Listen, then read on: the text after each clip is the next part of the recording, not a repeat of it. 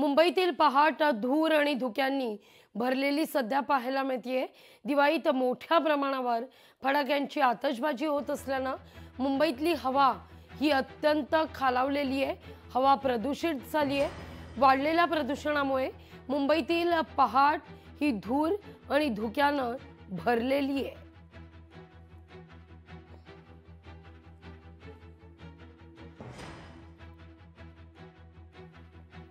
या सगळ्याविषयी अधिक माहिती घेण्याकरता थेट जाऊया आपल्या प्रतिनिधी भाग्यश्री प्रधान आचार्य यांच्याकडे। भाग्यश्री, आपण पाहतोय अशा वातावरणामुळे अनेकांना श्वसनाचे आजार आहेत, घशाचे काही त्रास होताना सुद्धा दिसतात। हे वातावरण साधारण किती दिवस कायम राहील, काय या सगळ्यावर सांगितलं जात आहे? नक्कीच लाघवी, आपण बघतोय की ज्या पद्धतीने सातत्याने फटाक्यांची आतषबाजी आहे, हवेचा वाऱ्याचा वेग बदलणं आहे, हवेतील आर्द्रता वाढणं आहे, अशी वेगवेगळी कारणं आहेत ज्यामुळे सध्या हवा जी आहे ती प्रदूषित झालेली आहे।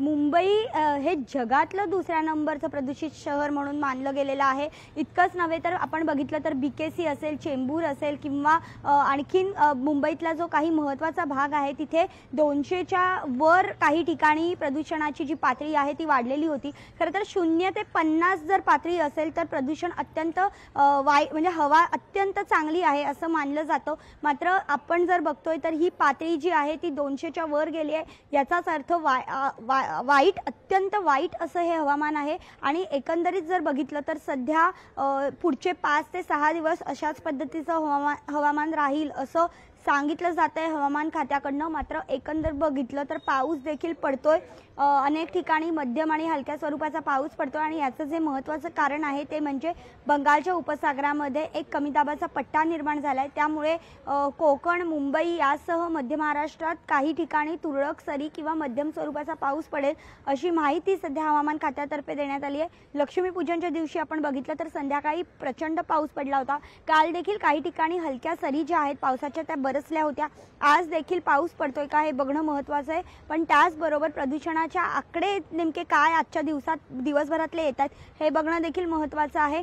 त्यानुसार हवामान खात्याने देखील एक अंदाज दिलेला आहे आणि त्यानुसार आरोग्याची काळजी घ्या। श्वसनाचे त्रास सुरू झालेत लोकांना, घसा, सर्दी या सारखे श्वसनाचे त्रास सुरू झालेत, त्यामुळे आरोग्याची काळजी घ्या अशा पद्धतीचं आवाहन देखील हवामान खाते आणि आरोग्य विभागाकडून सध्या करण्यात येत आहे। मात्र ही जी हवामानाची पातळी आहे ती खरं तर थंडीच्या दिवसात थोडी खालावलेलीच पाहायला मिळते।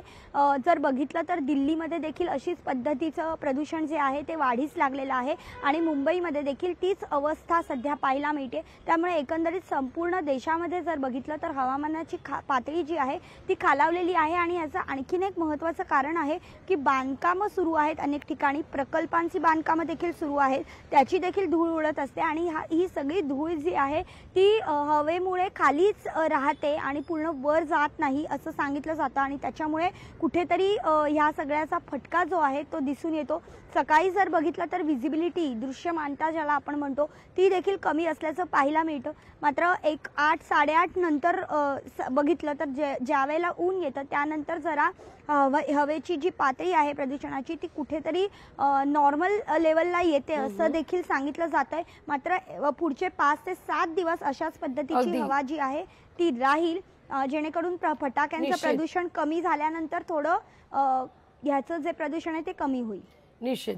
भाग्यश्री, तुर्तास धन्यवाद तुम्ही दिलेल्या सविस्तर माहिती करता। लोकशाही मराठी ऐका, पहा, जागरूक रहा।